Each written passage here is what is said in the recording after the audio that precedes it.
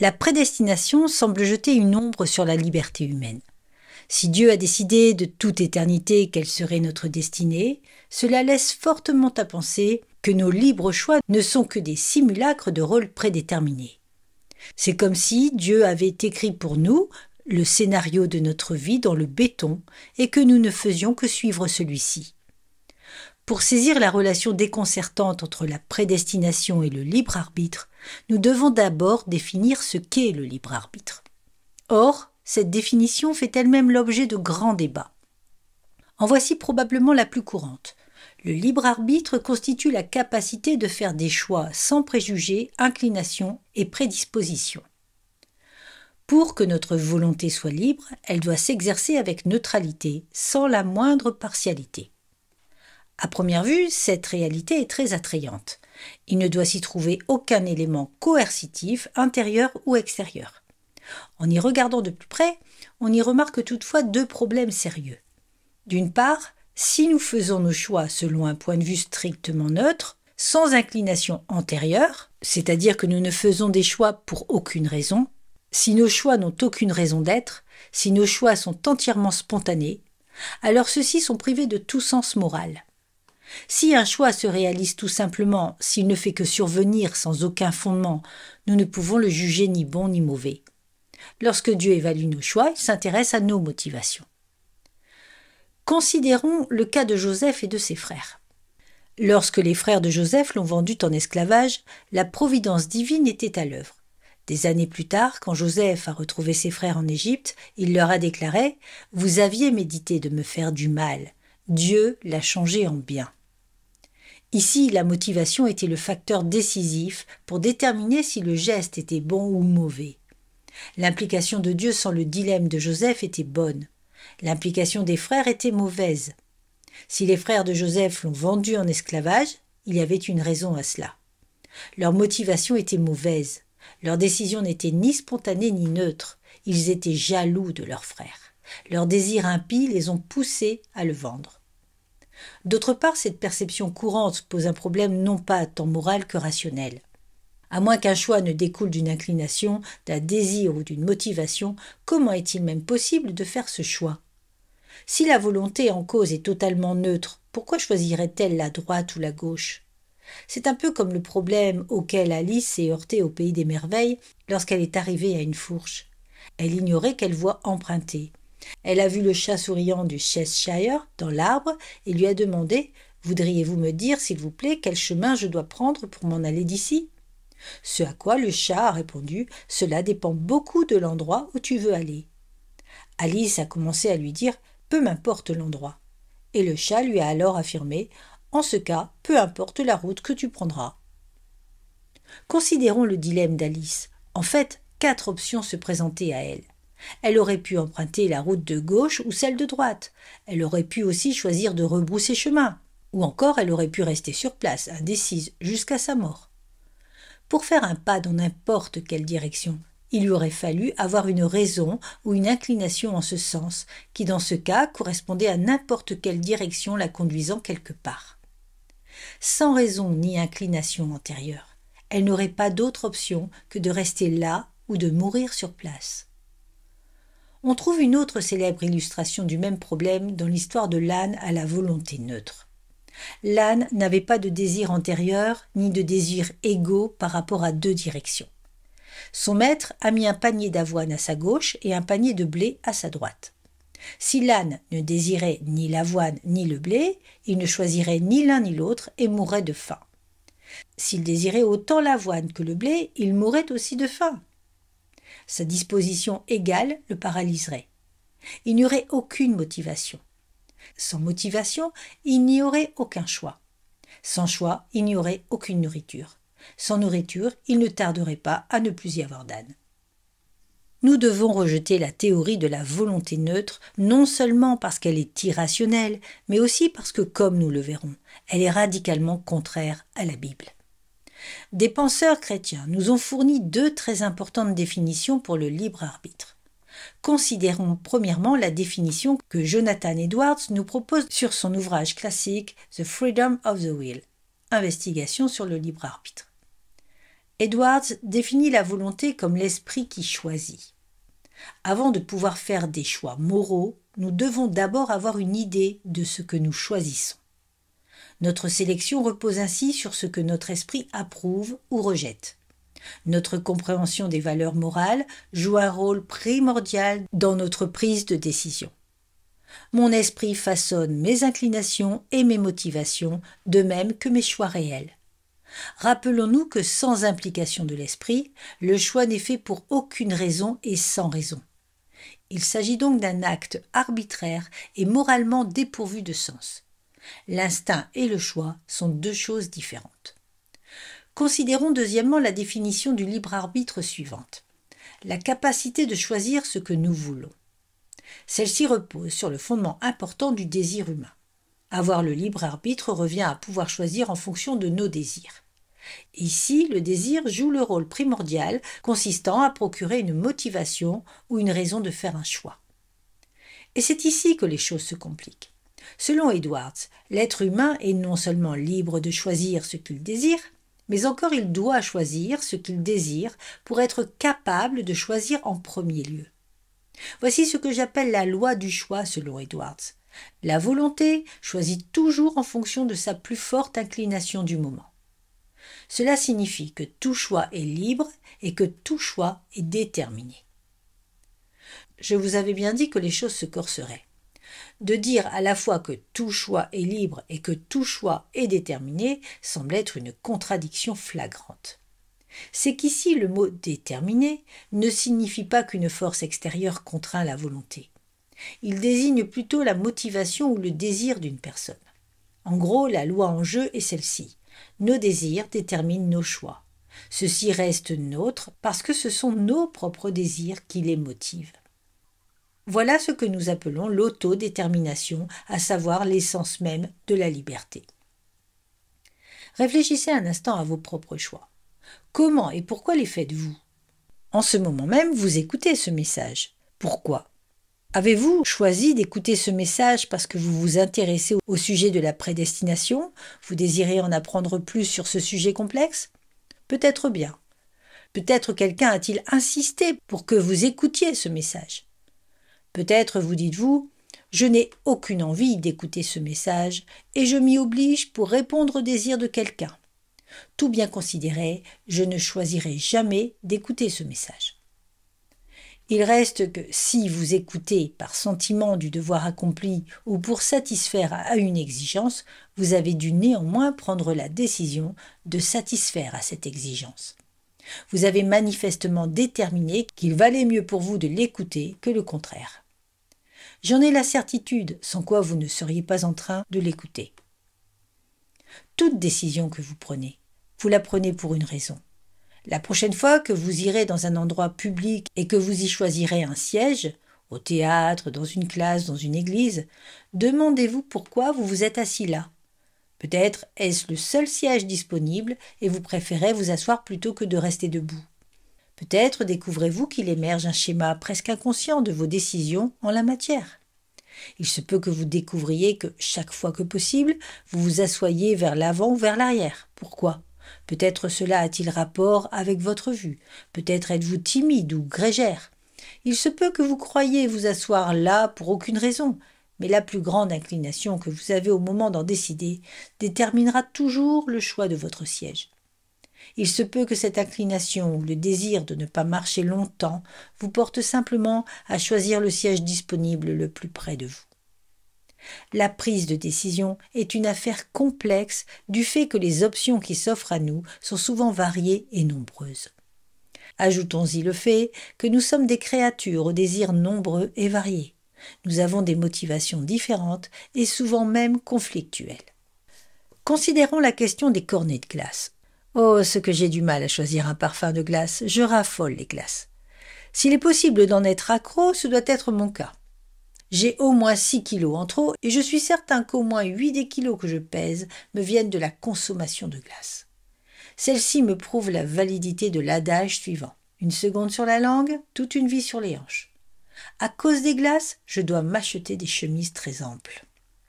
J'aimerais être svelte, Cela me déplaît d'être à l'étroit dans mes costumes et de voir des vieilles dames me tapoter la bedaine. Il y a des gens qui semblent incapables de résister à cette tentation. Je sais ce que j'ai à faire pour me débarrasser de ces kilos en trop. Je dois cesser de manger des glaces. Je me mets donc au régime. Je choisis de me mettre au régime parce que je le veux. Je tiens à perdre du poids. Je veux avoir plus fière allure. Tout se passe bien jusqu'à ce que quelqu'un me propose d'aller manger une glace. À ce moment, des désirs conflictuels se manifestent en moi. J'ai le désir d'être mince et j'ai celui de manger mon dessert favori. Quel que soit le désir le plus fort au moment de ma prise de décision, c'est celui-là que je choisirai de combler. C'est aussi simple que cela. Nous choisissons toujours selon notre plus forte inclination du moment. Même des actes de coercition externe ne peuvent nous priver entièrement de notre liberté. La coercition implique l'emploi d'une certaine force, l'imposition de choix à des gens qu'ils ne feraient pas par eux-mêmes. Je n'ai certainement aucun désir de payer au gouvernement les impôts qu'il exige de moi. Je peux refuser de les payer, mais les conséquences seraient plus indésirables que leur paiement. En me menaçant d'une peine d'emprisonnement, le gouvernement peut m'imposer sa volonté que je les lui paie. Ou encore, considérons un cas de vol qualifié. Un homme me met une arme sur la tempe et me dit « l'argent ou la vie ». Il vient de restreindre mes options à 2. En définitive, je ne veux pas lui donner mon argent. Il y a des œuvres de bienfaisance qui le mériteraient bien plus que lui. Mais soudain, mes désirs ont changé des suites de cet acte de coercition externe. Il use de la force pour provoquer certains désirs en moi. Je dois maintenant choisir entre mon désir de vivre et mon désir de lui donner mon argent. Autant lui donner mon argent, puisque s'il me tue, il me prendra mon argent de toute façon. Il se peut que des gens choisissent de s'y refuser en se disant « je préférerais mourir plutôt que de donner mon argent à ce voleur. Il devra me passer sur le corps pour l'obtenir. » Dans un cas comme dans l'autre, un choix est fait, et cela selon l'inclination la plus forte du moment. Réfléchissez, si vous le pouvez, à un choix que vous avez fait qui ne correspondait pas à votre plus forte inclination au moment de prendre votre décision. Qu'en est-il du péché ? Tout chrétien a en lui un certain désir d'obéir à Christ. Nous aimons Christ et nous désirons lui être agréables. Il reste que tous les chrétiens pêchent. La dure réalité, c'est qu'au moment de pécher, notre désir de pécher est plus fort que notre désir d'obéir à Christ. Si nous désirions toujours obéir à Christ, plus que de désirer pécher, nous ne pécherions jamais. L'apôtre Paul enseigne-t-il autre chose ? Ne nous rapporte-t-il pas une situation dans laquelle il va à l'encontre de ses désirs ? Il dit dans l'Épître aux Romains « Car je ne fais pas le bien que je veux, et je fais le mal que je ne veux pas. » On dirait ici que, sous l'inspiration de Dieu le Saint-Esprit, Paul enseigne clairement qu'il agit par moments à l'encontre de sa plus forte inclination. Il est extrêmement peu probable que l'apôtre nous fasse ici une révélation quant au fonctionnement technique de sa volonté. Il affirme plutôt en toutes lettres ce que nous avons tous vécu. Nous avons tous le désir de fuir le péché. Le syndrome du « en définitive » est en vue ici. En définitive, j'aimerais être parfait. J'aimerais me débarrasser du péché, comme j'aimerais me débarrasser de mon surpoids. Mes désirs ne restent toutefois pas constants, ils fluctuent. Lorsque je suis repu, il m'est facile de me mettre au régime. Lorsque j'ai l'estomac vide, mes désirs changent d'intensité. Les tentations surviennent lors du changement de mes désirs et de mes appétits. Je fais alors des choses que je n'aurais pas le désir de faire en définitive. Paul met en lumière le réel conflit des êtres humains qui conduisent à des choix répréhensibles. Le chrétien vit sur un champ de bataille où sévissent des désirs conflictuels. La croissance chrétienne implique l'affermissement du désir de plaire à Christ accompagné de l'affaiblissement du désir de pécher. Paul en parle comme d'un combat entre la chair et l'esprit. Dire que nous faisons toujours des choix selon notre plus forte inclination du moment reviendrait à dire que nous choisissons toujours ce que nous voulons. Au moment de faire n'importe quel choix, nous exerçons notre liberté et notre autodétermination. Cette dernière n'est pas synonyme de déterminisme. Le déterminisme signifie que des forces externes nous obligent à faire des choses. Comme nous l'avons vu antérieurement, des forces externes peuvent considérablement limiter nos options, mais elles ne peuvent pas réduire nos choix à néant. Elles ne peuvent pas nous imposer de nous réjouir de ce que nous détestons. Lorsque cela se produit, quand la haine tourne à la réjouissance, c'est une question de persuasion et non de coercition. On ne peut pas me forcer à me réjouir de ce qui me réjouit déjà. Il est impossible d'avoir une conception neutre du libre arbitre. Elle impliquerait un choix sans désir. Ce serait comme avoir un effet sans cause. Ce serait quelque chose à partir de rien, ce qui est irrationnel. La Bible indique clairement que nous faisons des choix découlant de nos désirs. Le mauvais désir produit de mauvais choix et de mauvaises actions. Le désir empreint de piété produit des actions qui en sont empreintes. Jésus a parlé de mauvais arbres donnant de mauvais fruits. Le figuier ne donne pas de pommes et le pommier ne donne pas de figues. Ainsi, des désirs judicieux produisent des choix judicieux et de mauvais désirs produisent de mauvais choix. La capacité morale et la capacité naturelle. Jonathan Edwards a fait une autre distinction favorisant une bonne compréhension du concept biblique du libre arbitre. Il a fait la distinction entre capacité naturelle et capacité morale.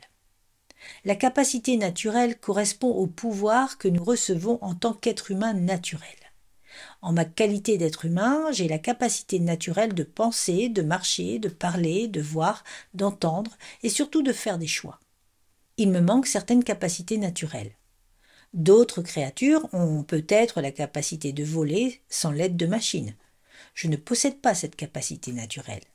J'aimerais peut-être traverser l'air à vive allure comme Superman, mais je n'en ai pas la capacité. La raison pour laquelle je ne peux pas voler ne tient pas à une faille morale dans mon caractère, mais au fait que mon Créateur ne m'a pas équipé du nécessaire pour voler. Je n'ai pas d'aile. La volonté est une capacité naturelle que Dieu nous a donnée. Nous avons tous les facultés naturelles nécessaires pour faire des choix. Nous possédons un esprit et une volonté. Nous avons ainsi la capacité naturelle de choisir ce que nous désirons. Où est donc le problème ? Selon la Bible, l'origine de notre problème est claire. Elle réside dans la nature de nos désirs, au cœur de notre déchéance. L'Écriture déclare que le cœur de l'homme déchu nourrit sans cesse des désirs qui le portent uniquement vers le mal. La Bible en a long à dire sur le cœur de l'homme. Dans la parole, le cœur ne correspond pas tant à un organe qui pompe le sang dans tout le corps qu'à l'essence d'un être, le siège même des affections humaines. Jésus voyait un lien étroit entre le lieu d'enfouissement des trésors de l'homme et les désirs de son cœur. Trouvez la carte au trésor d'un homme et vous trouverez l'autoroute de son cœur. Edwards a déclaré que le problème que le péché pose à l'homme réside dans sa capacité morale ou l'absence de celle-ci. Avant qu'une personne puisse faire un choix étant agréable à Dieu, elle doit d'abord désirer plaire à Dieu. Avant de pouvoir trouver Dieu, nous devons d'abord désirer le chercher. Avant de pouvoir choisir le bien, nous devons d'abord le désirer. Avant de pouvoir choisir Christ, nous devons d'abord le désirer. La somme et la substance de tout le débat entourant la prédestination reposent carrément sur cette question. L'homme déchu a-t-il en lui-même et par lui-même le désir naturel de connaître Christ ? Edwards y répond énergiquement par la négative. Il insiste pour dire que, dans la chute, l'homme a perdu son désir originel de connaître Christ. Et cette perte a affecté sa liberté. Il a perdu la capacité morale de choisir Christ. Pour le choisir, le pécheur doit d'abord désirer le choisir. Soit qu'il a déjà ce désir en lui, soit qu'il doit recevoir ce désir de la part de Dieu. Edwards et tous ceux qui adhèrent à la conception réformée de la prédestination s'entendent pour dire que si Dieu ne met pas ce désir dans le cœur humain, personne ne choisira jamais Christ par lui-même. Les hommes rejetteront toujours et partout l'Évangile, précisément parce qu'ils ne le désirent pas. Ils rejetteront toujours et partout Christ parce qu'ils ne le désirent pas. Ils rejetteront librement Christ dans le sens qu'ils agiront selon leurs propres désirs. Ici, je ne m'efforce pas de prouver la véracité du point de vue d'Edwards. Pour cela, il faut examiner de près la conception biblique de la capacité ou de l'incapacité morale de l'homme. Nous devons aussi répondre à ces questions. Si l'homme n'a pas la capacité morale de choisir Christ, comment Dieu pourrait-il le tenir responsable de le choisir ? Si l'homme naît avec cette incapacité morale, dépourvu du désir de connaître Christ, la faute n'en revient-elle pas à Dieu ? Une fois de plus, Je vous conjure d'user de patience, sachant que j'aborderai sous peu ces questions très importantes. La liberté selon Augustin. Comme Edwards faisait une distinction essentielle entre la capacité naturelle et la capacité morale, Augustin en a fait une similaire avant lui. Augustin s'est attaqué au problème en affirmant que l'homme déchu possède le libre arbitre, mais qu'il lui manque la liberté. À première vue, cette distinction semble étrange. Comment quiconque pourrait-il avoir le libre arbitre sans avoir la liberté ? Augustin en est arrivé au même point qu'Edwards. L'homme déchu n'a pas perdu la capacité de faire des choix. Le pécheur est encore capable de choisir ce qu'il veut. Il peut encore agir selon ses désirs. Par contre, parce que ses désirs sont corrompus, le pécheur n'a pas la liberté royale qu'ont ceux à qui Dieu a imputé sa justice. L'homme déchu se trouve dans un grave état de servitude morale qui porte le nom de péché originel. Le péché originel constitue un sujet épineux auquel presque toutes les dénominations chrétiennes ont dû faire face. La Bible enseigne si clairement la chute de l'homme qu'il nous est impossible de nous bâtir une conception de l'homme sans en tenir compte. Peu de chrétiens, sinon aucun, soutiennent que l'homme n'est pas déchu. Sans nous reconnaître déchus, nous ne pouvons pas nous reconnaître pécheurs. Si nous ne nous reconnaissons pas pécheurs, nous pouvons difficilement nous réfugier en Christ comme notre Sauveur. Pour venir à Christ, nous devons donc d'abord nous reconnaître déchus. Il est possible d'admettre que nous sommes déchus sans adhérer à une certaine doctrine du péché originel, mais seulement au prix de grandes difficultés. Ce n'est pas le fruit du hasard si presque toutes les communautés chrétiennes se sont dotées d'une doctrine du péché originel. À ce point ici, un grand nombre de chrétiens ne partagent pas la même opinion. Nous nous entendons pour dire que nous devons adopter une doctrine du péché originel, mais les avis sont très partagés par rapport au concept du péché originel et de sa portée. Commençons par établir ce que le péché originel n'est pas. Le péché originel n'est pas le premier péché. Le péché originel ne correspond pas précisément au péché d'Adam et Ève. Le péché originel correspond au résultat du péché d'Adam et Ève. Le péché originel constitue le châtiment que Dieu a infligé pour le premier péché. En voici l'explication. Adam et Ève ont péché.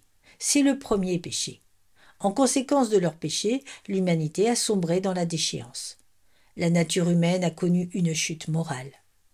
Après que le premier péché a été commis, les choses ont changé pour nous. L'humanité s'est corrompue, et c'est cette corruption subséquente que l'Église appelle le péché originel. Le péché originel n'est pas un acte impie en particulier, il s'agit d'une condition impie. Le péché originel correspond à une nature impie de laquelle découlent des actes impies en particulier. Rappelons-nous que nous péchons parce qu'il est dans notre nature de pécher. À l'origine, il n'était pas dans la nature humaine de pécher, mais après la chute, la nature morale de l'homme a changé. À cause du péché originel, nous avons maintenant une nature déchue et corrompue. Comme la Bible le déclare, l'homme déchu est né dans le péché. Il est sous la domination du péché. En raison de notre nature, nous sommes des enfants de colère. Nous ne naissons pas innocents. Pour comprendre la conception réformée de la prédestination, il nous est absolument nécessaire de comprendre la conception réformée du péché originel. Les deux vont de pair. La conception réformée suit la pensée d'Augustin. Celui-ci décrit l'état d'Adam avant la chute et l'état de l'humanité après la chute. Avant la chute, deux possibilités s'offraient à Adam. Il avait la capacité de pécher et celle de ne pas pécher. Après la chute, Adam avait la capacité de pécher et l'incapacité de ne pas pécher. L'idée de l'incapacité de ne pas nous laisse un peu perplexes du fait qu'il s'agit en français d'un double négatif. Augustin a employé la formule latine non posse non peccare. Autrement dit, cela signifie qu'après la chute, l'homme s'est retrouvé dans l'incapacité morale de vivre sans péché. La capacité de vivre sans péché s'est perdue dans la chute. Or, cette incapacité morale constitue l'essence même de ce que nous appelons le péché originel. Lorsque nous naissons de nouveau, nous sommes délivrés de notre asservissement au péché. Une fois que Christ nous donne la vie, nous retrouvons la capacité de pécher et la capacité de ne pas pécher. Au ciel, nous aurons l'incapacité de pécher. Examinons le tout sous forme de tableau. Ce tableau démontre qu'avant la chute, après la chute et après la nouvelle naissance, l'homme est capable de pécher. Avant la chute, il est capable de ne pas pécher. Cette capacité, celle de ne pas pécher, s'est perdue dans la chute. La personne qui naît de nouveau et qui continue de vivre pour l'éternité la retrouve. Dans la création, l'homme ne souffrait d'aucune incapacité morale. Celle-ci résulte de la chute.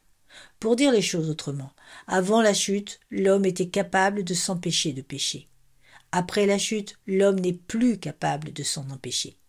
Voilà ce que nous appelons le péché originel. La renaissance spirituelle triomphe de cette incapacité morale ou servitude morale. La nouvelle naissance nous délivre du péché originel. Avant la nouvelle naissance, nous avons encore le libre arbitre, mais nous ne bénéficions pas de cette délivrance de la puissance du péché, ce qu'Augustin appelait la liberté. La personne née de nouveau peut encore pécher. Dieu ne nous retirera pas cette capacité de pécher avant notre glorification au ciel. Nous avons la capacité de pécher, mais nous ne sommes plus asservis au péché originel. Dieu nous en a délivrés. Bien entendu, cela ne signifie toutefois pas que nous menions maintenant une vie parfaite. Nous péchions encore. Nous ne pouvons cependant pas dire que nous péchons parce que c'est tout ce que notre nature déchue nous donne de pouvoir faire. La capacité morale selon Jésus. Nous avons brièvement décrit les conceptions de Jonathan Edwards et d'Augustin par rapport à l'incapacité morale. Je les trouve utiles et je suis également persuadé qu'elles sont justes. En dépit de leur autorité de grands théologiens, aucun d'eux ne peut néanmoins nous inspirer une soumission absolue à leurs enseignements. Ils sont tous les deux faillibles. Pour le chrétien, les enseignements de Jésus sont une toute autre affaire. Pour nous, ainsi que pour tous les autres, si Jésus est bel et bien le Fils de Dieu, ces enseignements doivent imprégner notre conscience. Ces enseignements sur la question de la capacité morale de l'homme sont irréfutables. L'un des enseignements les plus importants que Jésus a apportés sur le sujet se trouve dans l'Évangile selon Jean. C'est pourquoi je vous ai dit que nul ne peut venir à moi si cela ne lui a été donné par le Père.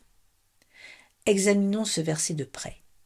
Le premier élément de cet enseignement correspond à un négatif universel. Le mot nul englobe tout.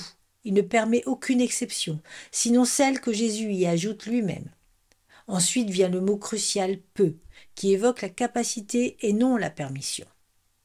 Dans le passage cité, Jésus ne dit pas « nul n'est autorisé à venir à moi », mais plutôt « nul n'est capable de venir à moi ». Le mot suivant de ce passage est lui aussi crucial. Si désigne ce qu'on appelle une condition nécessaire, à savoir quelque chose qui doit se produire avant que quelque chose d'autre puisse se produire. Le sens des paroles de Jésus est clair. Aucun être humain n'a la capacité de venir à Christ, à moins que quelque chose se produise qui lui en donne la possibilité. La condition nécessaire que Jésus déclare est que cela lui a été donné par le Père. Jésus affirme ici que la capacité de venir à lui constitue un don de Dieu. L'homme n'a pas en lui, ni par lui-même, la capacité de venir à Christ. Pour cela, Dieu doit accomplir d'abord quelque chose. Le passage enseigne au moins ceci. L'homme déchu n'a pas en lui-même la capacité naturelle de venir à Christ par lui-même, sans une certaine aide divine. Dans cette mesure, du moins, Edwards et Augustin sont tout à fait d'accord avec cet enseignement de notre Seigneur. La question qui reste à se poser est la suivante. Dieu accorde-t-il la capacité de venir à Jésus à tous les hommes ? Selon la conception réformée de la prédestination, la réponse est non. Selon d'autres conceptions de la prédestination, la réponse est oui. Une chose est toutefois certaine, l'homme en est incapable par ses propres forces sans obtenir l'aide de Dieu. Quel genre d'aide est requis ? Jusqu'où Dieu doit-il aller pour surmonter notre incapacité naturelle à venir à Christ ? On en trouve un indice ailleurs, dans le même chapitre de l'Évangile selon Jean. En fait, il y a deux autres affirmations de Jésus qui se rapportent directement à cette question. Plus tôt dans le chapitre 6, Jésus fait une déclaration similaire. « Nul ne peut venir à moi si le Père qui m'a envoyé ne l'attire. » Ici, le mot-clé est « attire ». Que signifie le fait pour le Père d'attirer des gens à Christ ? J'ai souvent entendu expliquer ce verset en lui donnant pour signification que le Père doit charmer ou séduire les hommes de manière à les convaincre de venir à Christ. À moins que cette séduction ne se produise, nul ne viendra à Christ. Il reste que l'homme a la capacité de résister à cette séduction et de refuser d'y céder. Cette séduction, bien qu'elle soit nécessaire, n'est pas contraignante. En langage philosophique, cela signifierait que l'attraction de Dieu constitue une condition nécessaire, mais qui ne suffit pas à amener des hommes à Christ. En langage plus simple, cela signifie que nous ne pouvons venir à Christ sans cette séduction, mais que celle-ci ne garantit pas que nous viendrons à Christ dans les faits. Je suis persuadée que l'explication précédente très répandue est incorrecte.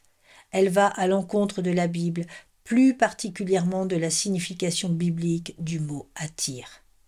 Ici, le mot grec employé est « elko ». Dans son livre intitulé « Theological Dictionary of the New Testament », Gerhard Kittel lui donne le sens d'imposer par une supériorité irrésistible. Sur les plans linguistiques et lexicographiques, ce mot signifie « imposer ». Le fait d'imposer est un concept beaucoup plus insistant que celui de séduire. Pour le discerner plus nettement, attardons-nous un instant à deux autres passages du Nouveau Testament où le même mot grec est employé. Dans Jacques chapitre 2 au verset 6, nous lisons « Et vous, vous avilissez le pauvre, n'est-ce pas les riches qui vous oppriment et qui vous traînent devant les tribunaux ?» Devinez quel mot dans ce passage correspond au mot grec qui est rendu ailleurs par « attire ». Il s'agit du mot « traîne ». Substituons-lui maintenant le mot « séduise ». Le passage se lirait alors ainsi. « N'est-ce pas les riches qui vous oppriment et qui vous séduisent devant les tribunaux ?» Le même mot apparaît dans Actes chapitre 16 verset 19. Les maîtres de la servante, voyant disparaître l'espoir de leur gain, se saisirent de Paul et Silas et les traînèrent sur la place publique devant les magistrats. Essayez de substituer le mot « séduise » au mot « traînèrent ». Paul et Silas n'ont pas été saisis puis séduits dans la place du marché. On m'a demandé un jour de débattre de la doctrine de la prédestination dans le cadre d'un forum public se tenant dans un séminaire arminien. Mon adversaire était le directeur du département du Nouveau Testament du séminaire en question. À un moment déterminant du débat, nous avons fixé notre attention sur le passage où le Père entraîne les gens. C'est mon adversaire qui a évoqué ce passage en tant que texte preuve pour soutenir que Dieu ne force et ne contraint personne à venir à Christ. Il a insisté pour dire que Dieu restreignait son influence sur l'homme déchu au fait de l'entraîner, qu'il interprétait en lui donnant le sens de séduire.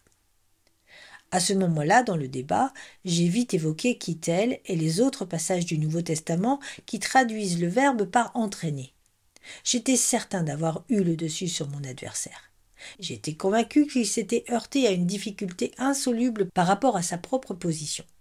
C'est alors qu'il m'a complètement pris au dépourvu. Je n'oublierai jamais cet instant des plus pénibles où il a cité un obscur poète grec qui avait employé ce même mot grec pour décrire le fait de puiser de l'eau d'un puits. Il m'a regardé et m'a dit « Eh bien, professeur Sproul, quelqu'un entraîne-t-il de l'eau d'un puits ?» L'auditoire a aussitôt éclaté de rire en entendant cette révélation frappante de la signification alternative du mot grec débattu. Je suis resté là en arborant un air plutôt ridicule. Lorsque les rires se sont tus, j'ai répondu « Non, monsieur, je dois reconnaître que l'on n'entraîne pas de l'eau d'un puits. Mais comment obtient-on de l'eau d'un puits? La séduit-on? Se tient-on au bord d'un puits en murmurant « Ici, oh, oh, oh » Il est tout aussi nécessaire pour Dieu de venir dans notre cœur afin de le tourner vers Christ que pour nous de mettre le seau dans l'eau et de l'en retirer si nous voulons avoir à boire. L'eau ne viendra pas à nous par elle-même en répondant à une simple invitation extérieure.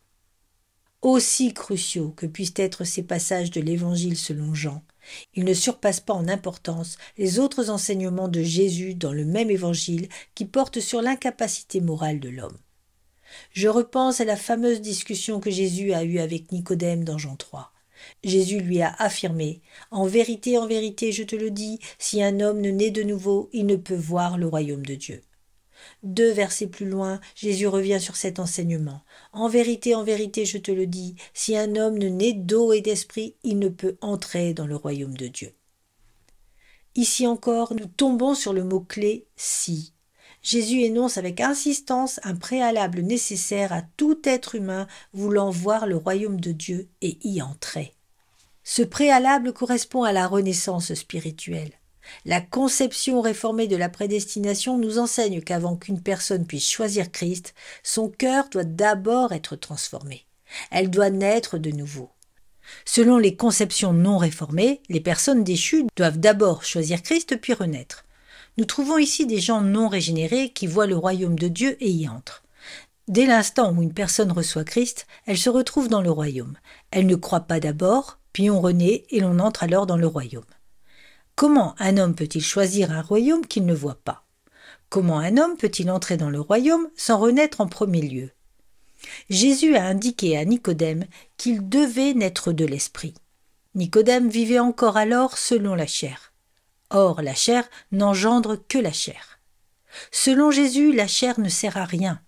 À ce sujet, Luther a affirmé « Cela ne veut pas dire un petit quelque chose ». Selon les conceptions non réformées, des gens répondent à Christ sans être nés de nouveau. Ils vivent encore selon la chair. Selon les conceptions non réformées, la chair non seulement donne quelque chose, mais encore elle procure le plus grand avantage dont une personne puisse bénéficier, l'entrée dans le royaume par la foi en Christ. Si une personne qui vit encore selon la chair et n'est pas encore née de nouveau par le pouvoir du Saint-Esprit peut se tourner vers Christ par elle-même, à quoi sert la nouvelle naissance? Voilà l'erreur fatale des conceptions non réformées.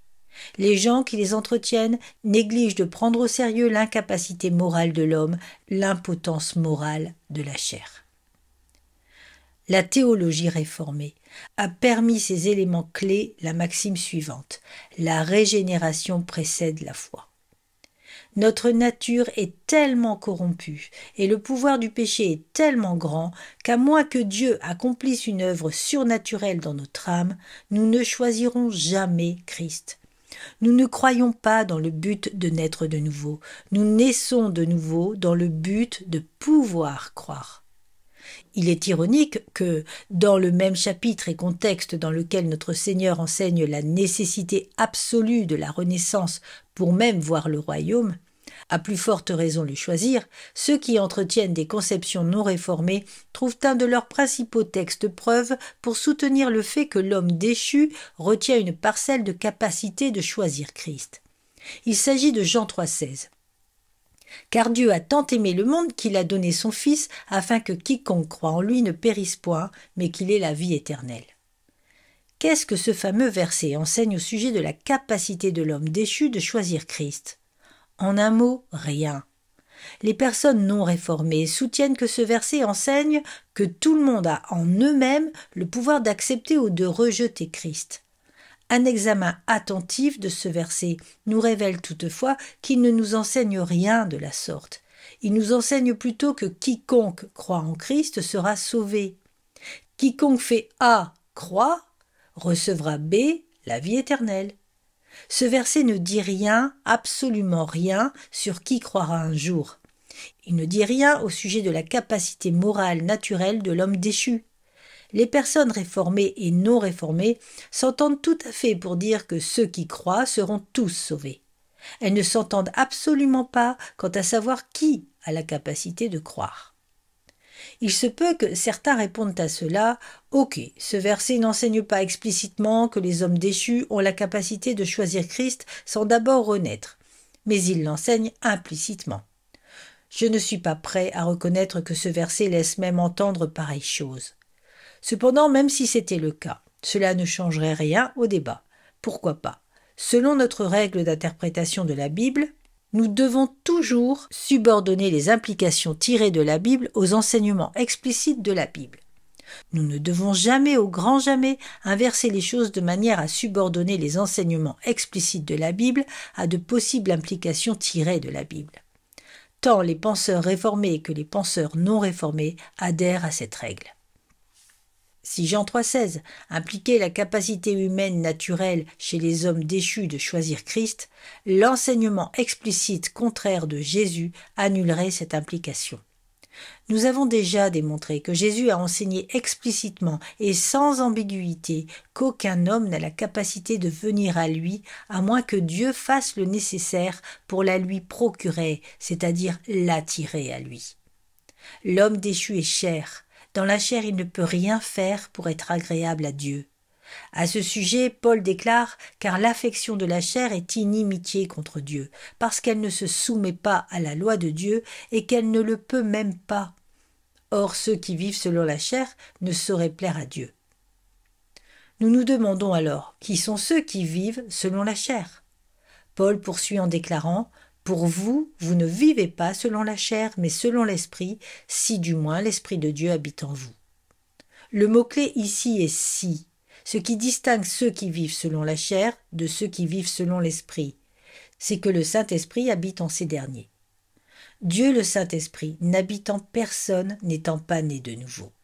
Les gens qui vivent selon la chair ne sont pas passés par la nouvelle naissance. Sans renaître d'abord, c'est-à-dire naître du Saint-Esprit, personne ne peut ni se soumettre à la loi de Dieu, ni plaire à Dieu. Dieu nous commande de croire en Christ.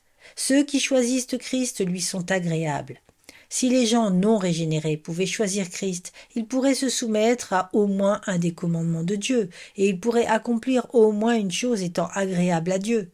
Si c'est le cas, l'apôtre aurait tort ici d'insister pour dire que ceux qui vivent selon la chair ne peuvent ni se soumettre à Dieu ni lui plaire. Nous en concluons que l'homme déchu est encore libre de choisir ce qu'il désire. Mais comme ses désirs sont mauvais, il n'a pas la capacité morale de venir à Christ. Tant qu'il vivra selon la chair non régénérée, il ne choisira jamais Christ. Il ne peut le choisir précisément parce qu'il est incapable d'aller à l'encontre de sa propre volonté. Il ne désire aucunement Christ. Il ne peut pas choisir ce qu'il ne désire pas. Sa chute est grande, à tel point que seule la grâce de Dieu agissant en lui peut le conduire à la foi. Résumé. Le libre arbitre se définit par la capacité de faire des choix selon nos désirs. Le concept d'un libre arbitre naturel, d'une volonté dépourvue d'une disposition ou d'une inclination antérieure, constitue une fausse conception du libre arbitre. Il est à la fois irrationnel et non biblique. Le véritable libre arbitre implique un genre d'autodétermination qui diffère d'une coercition issue d'une force extérieure. Nous avons du mal à faire des choix, en partie parce que des désirs conflictuels et changeants nous habitent. L'homme déchu a la capacité naturelle de faire des choix, mais il n'a pas la capacité morale nécessaire pour faire des choix pieux. Comme Augustin l'a dit, l'homme déchu a le libre arbitre, mais n'a pas la liberté. Le péché originel ne correspond pas au premier péché commis, mais à l'état impie qui résulte du péché d'Adam et Ève. L'homme déchu est incapable de ne pas pécher. Jésus a enseigné que l'homme n'a pas le pouvoir de venir à lui sans l'aide de Dieu. Avant qu'une personne puisse choisir Jésus, il lui faut d'abord naître de nouveau.